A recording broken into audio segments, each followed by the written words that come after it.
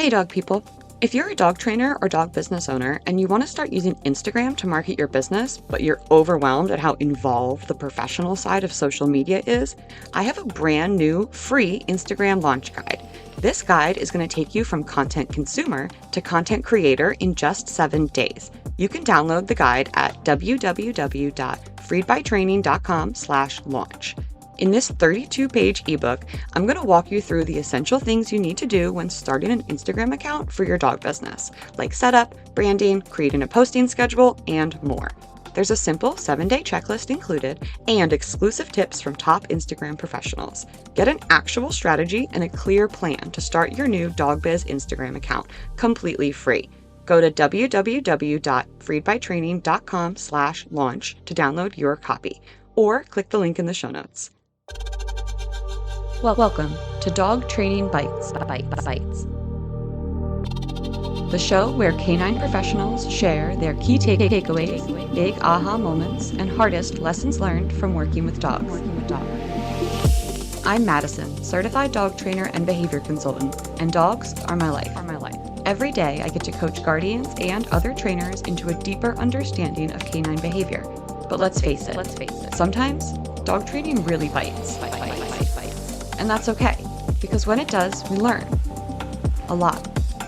This podcast is all about sharing the lessons learned from experience, because the stories of when it got tough or when we made a mistake, that's when we learn the lessons worth learning. And it's time we share those with the world. I'll be talking to dog trainers and other pet professionals about times that working with dogs, well, bit. Not literally. Maybe literally. What's most important here on this show, what did they walk away with? What did they learn? How did it shape their approach today?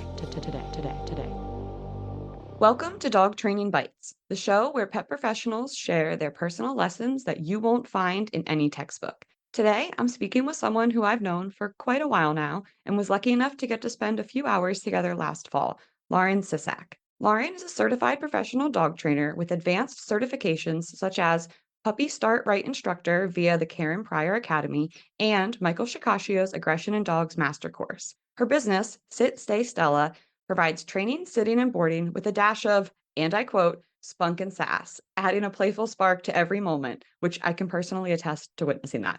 Lauren believes in the power of unwavering support, patience, and something we both built our businesses on, second chances. Hi, Lauren. I'm so excited to have you. You were an obvious choice in my eyes for season 1. Probably you'll be back. I hope you'll be back. You better be back.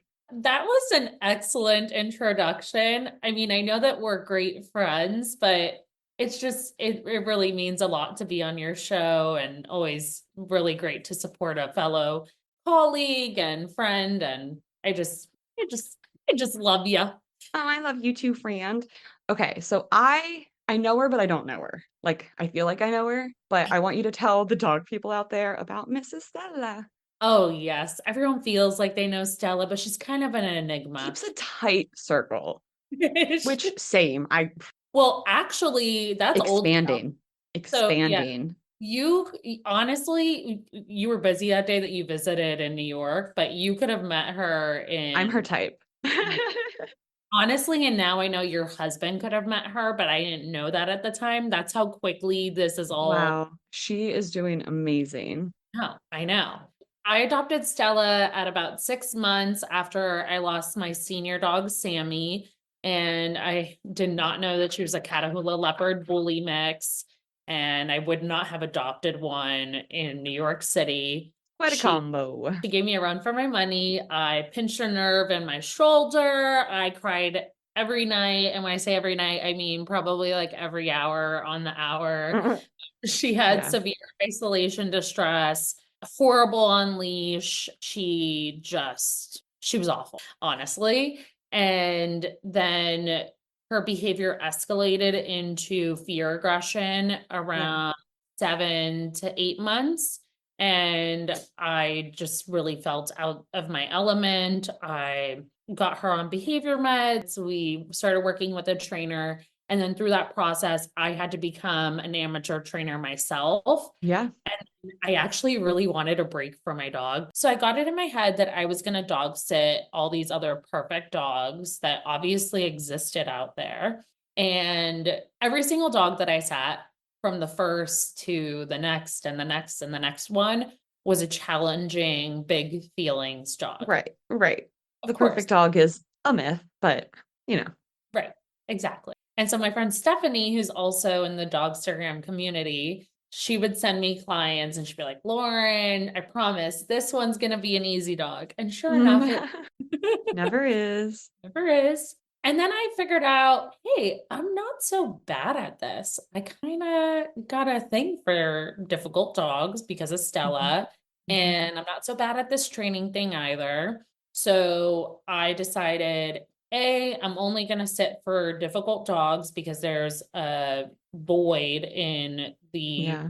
People sitting. feel really hopeless when they have these really, challenging behaviors, and whether or not they've started on their journey, if they have, their modification journey, if they have good management in place, it is something that can be safely navigated if somebody has enough experience and is willing to do it. So I agree. I think that you filled the void for a group of people who like almost desperately needed to have hope again, that they could go and take that break, that like sometimes you just need that break to be able to move forward and have your motivation. 100%. And one of my favorite clients this day, I remember walking in and introducing myself, and her dog is actually here right now. And it was the first time where she felt seen, and she Mm, cried, I cried, and I left that feeling like I knew my purpose was to take this journey with Stella and go and help others and yeah. find their hope. Even though I was still figuring out with Stella, I knew that I was going to end up figuring out with Stella, or even if I didn't, I could still help other dogs and we would make it out the other side with them and it would be fine with Stella. Flash forward, now Just so Stella, confident these days. Like it's I unbelievable. I never would have expected it. girl, you and me both. But I I know it took a lot of hard work. But it also took Stella like kind of looking like deep inside of herself and finding the strength to like be like, okay, I can do this, because she was so low confidence when I think I first started really following your progress with her. She was just really just didn't have the resilience. And yeah. New York City was like really, really challenging her for that reason. And to just see who she is today, the champion of Central Park. She is the queen of Central Park. And She that's is. the perfect word, is she was super low resiliency. Now, I will say there are obviously bad moments are going to happen to every dog, but she bounces back like nobody's business. Her Yeah. recovery time is second to none. And not only did her confidence need to improve, I needed to improve my own confidence and believe in my Hmm. abilities and really believe that I could be this amazing trainer. And Yeah, you uh, needed that like empowerment because it's not that we give our dogs anxiety, but there is that level of, I know we were actually just talking about, of this emotional co-regulation like, especially when there's an established and existing bond there. I think that anytime you have a physical leash attaching you to an animal, you might as well just imagine your emotions as energy just vroom, going right down there. And again, it's not that you are putting your anxieties, like this is not a mental health discussion. This is emotional regulation. And it's hard. It's the hardest part of, I think, what we do as yeah, difficult dog guardians. and I wasn't as resilient as I am today. And so if we had a bad walk, ugh, girl, I needed a week break. She The needed a week. recovery. Yeah. And nowadays, if she has a reaction, which is really rare, if you see a Stella reaction, mark it on the calendar, record it, send it to all your friends because you just Probably witnessed, something else was going on too, realistically, at this point. honestly. So it's really rare. And now she's an excellent helper dog. She's excellent with puppies, tiny Yeah. dogs, Yeah. and just really proud of her. And I'm really proud of where we've come. We have 7 sitters on the team, and we're going to expand into grooming services, which is a whole other story. But Yeah. uh, Bye. Never again. This girl, never again will I be in the grooming world. I'll stick with training. Thank you. Okay, Lauren, what is the story that you brought for me today?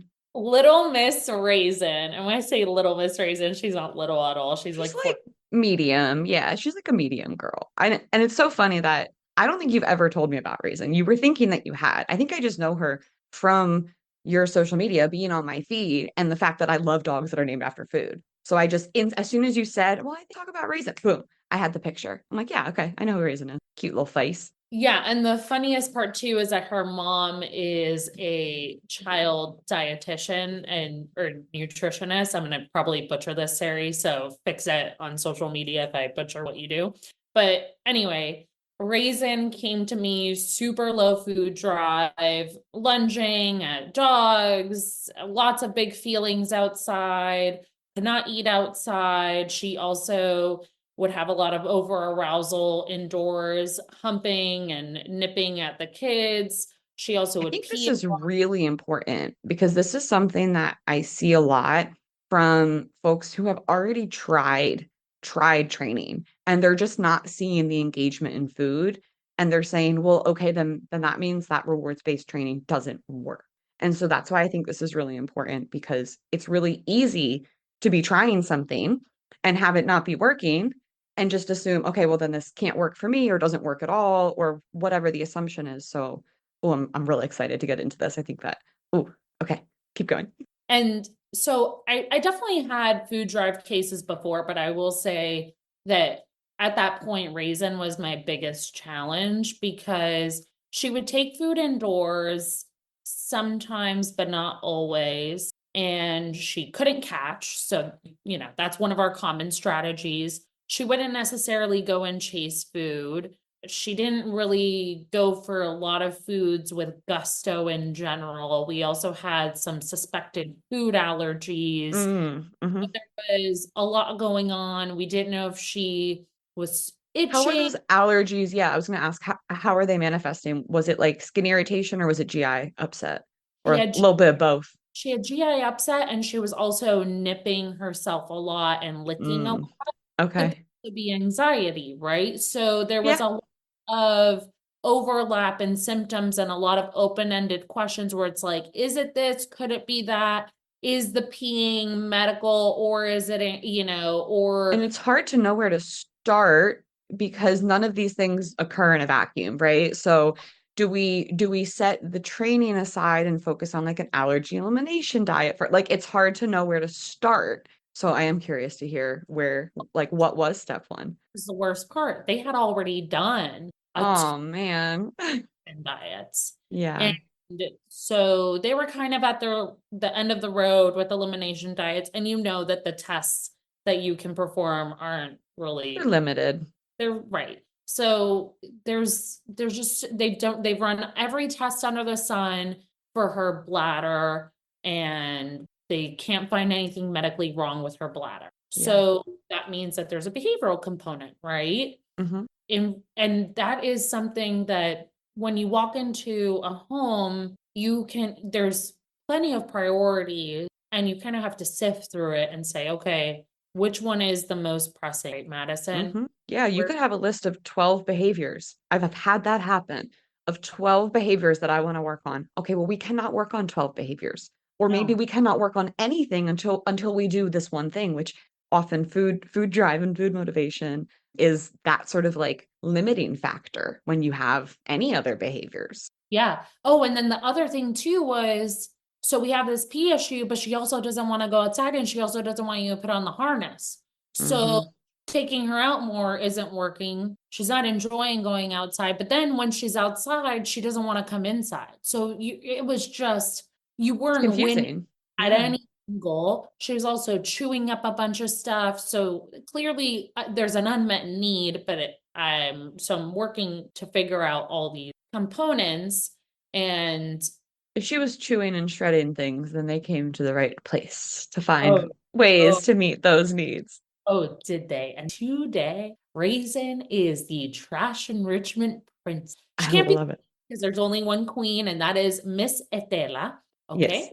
but she is the princess and she loves her trash. You know who loves shred projects is Mr. Parker back here.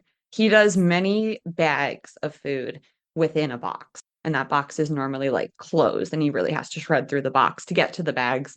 And sometimes I do bags within bags, and I'll put like a couple treats in the innermost bag or like a chicken foot. One of my clients said, like the foot from a chicken. I'm like, oh yeah. She said, you must really love him. It's like, I do. I mean, what do they think that their food is made out of? Lots of chicken feet, tons of chicken feet. Number one ingredient, first ingredient, ground chicken feet. Literally. But so here's the other fun part was so we went the medication route because there was clear anxiety when she was outside, but she also wouldn't take pills because there was Mm, also a coercion element to food. She was very distrustful of food because they were using it coercively. Obviously, yeah, they didn't know that they were because they were using it to lure her out of the crate or to right. get into the crate or to put the It's a harm. really fine line. Like, it's honestly the only way that I feel confident knowing that I'm on the right side of that line is recording everything and watching it back for confirmation. Because it's so hard in that moment to be able to read everything to know for sure. So we just do our best. And like, it isn't the end of the world if we accidentally fall into that trap. Like, you can bounce back from it. But my biggest piece of advice is to like record yourself interacting with the dog, watch it back in slow-mo, and really study the potential micro mistakes that you might have made so you can do better the next time. What I have found most helpful in my business model is that I do a lot of trincation. So I actually end up cracking a lot of puzzles because I Yeah. have 24 plus hours with the dog that kind of access you don't get in a 1 hour training session a week to truly honestly living with them in their home environment or in my home environment. It's the difference between me understanding the full extent of the situation or not. And with Raisin, it was absolutely critical that I actually lived through their day-to-day life for a weekend and I figured it all out. The other piece to this too is I become a super empathetic trainer too, because I think it's so easy to tell our clients, yeah, you just do this. It's going to work out fine. Totally. It should work this way. It should. Oh, da da da. Do you know how many times it does not go according to Oh, plan? I know. That's why, well, that's why I do the daily training with my clients. So it's like, okay, today we're going to try this and I'm going to look at the video and tomorrow I'll let you know if that worked or not. And if it didn't, we try something else. Yes, it doesn't go according to the textbooks. Like No, there's honestly, no copy paste. there isn't because every No. dog is unique and also you may think that you were clear in your instructions, but what was interpreted may be completely different, right? And then there's also limiting factors. Maybe they were busy with their schedule Yeah. and then The human or element. Like it's always going to be there. or maybe you didn't realize like, oh, you told them to do this thing, right? But oh, that just so happens to be when the doorman goes to Mhm. clean the Data collection is really important too here. Yeah.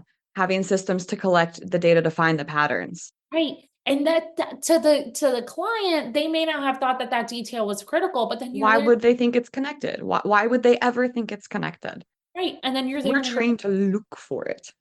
correct. So then you're like, oh my God, that's brilliant. I figured it out. So the weekend with Raisin, I figured out a ton of things. And then one of my trainer friends, Sasha, which her handle is at the real David Growl, what textbook training would tell me is that this dog is frozen and staring and we want to prevent that, right? She can't engage with me, so she's loading. And when I say loading, meaning that might lead to a reaction. And so I need to interrupt that behavior positively, right? Calling her name, trying to get her to follow me. Or in Raisin's case, I was like, she is over threshold. She cannot train. So we were on a break from walks, right? There was no point in walking. She couldn't eat food outside. She couldn't listen to her name. She couldn't do basic cues. She was not able to work outside, right? If you follow the ready to work protocol, she was failing on all elements. There was no one was communicating on the other end of the league, right? Yeah.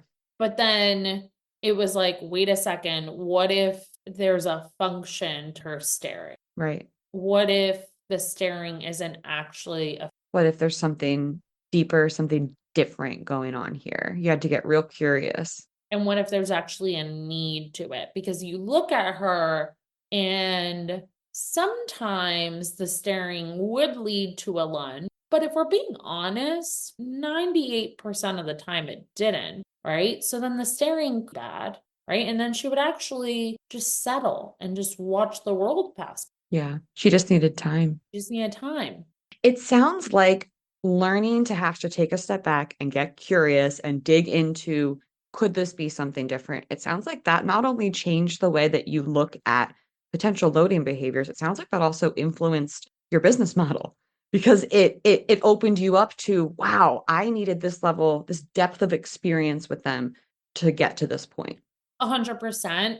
And there was a deeper function to her behavior because as we instituted what we called her staring sessions, I literally told the clients that their homework was staring.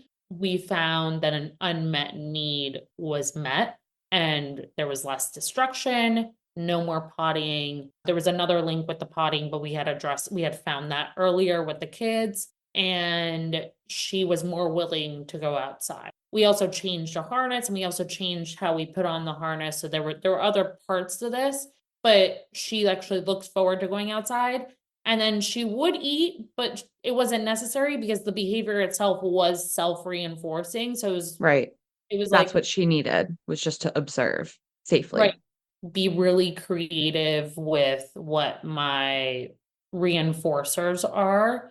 And Because it's not up to us. It's not up to us what the learner finds reinforcing. yeah, You use your can you eat, which I love that. I love that you have a yes, cue to sort of ask a dog and have it be totally optional. It's like it's not coercive because it's really it's information seeking. And I think that that's really powerful too for yes, other dogs, for I not do raisin.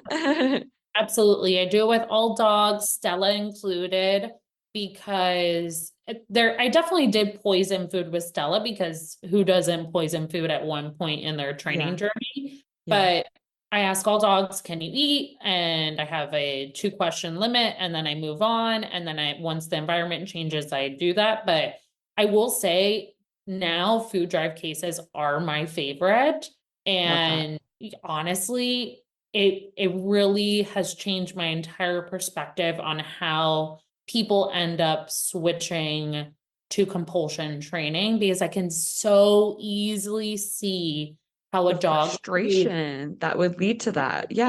yeah, 100%, she's not listening, she's frozen.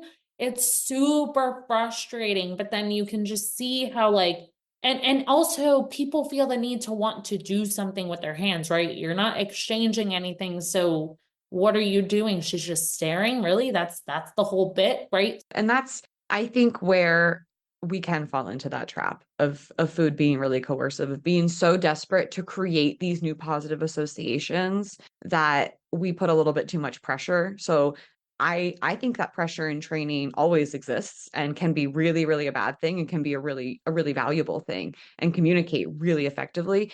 Resource pressure is really dangerous. It's really valuable, really helpful. It communicates a lot in the right setting, but it can also be a trap. It's so true. But even affection can be a resource, right? So it's Yeah, always exactly. So, Lauren, is there anything that you would like the dog people out there to know about you or how they can work with you? Let them know all your regions. So we are in Manhattan and Brooklyn. We will expand shortly, so look out for that. But you can Woohoo. find us on Instagram at Sit Stay Stella for English or Sit Stay Etela for Spanish. And if you want to work with us virtually, we do operate globally. there is another trainer on my team. So if you're looking for traincations, boarding, or sitting in your home, we offer a variety of services that are white paw. Love it. So you can connect with Lauren on Instagram at SitStayStella, and you can find more information and a link to work with her in the show notes. Thanks for joining us in the world of Dog Training Bites, where every challenge brings a lesson worth sinking our teeth into. See you next time. Dog Training Bites was created, produced, and edited by Mattison Simpson. You can connect with me on Instagram at Dog Training Bytes, that's BYTES, and at Freed by Training. For information on today's guest and resources for help with your dog or dog training education, visit www.dogtrainingbytes.stream. Looking for more? Listen to my other show, Unpacked, a clinical dog training podcast co-hosted by Sailor Jerry the dog trainer and produced by Straight Up Dog Talk LLC.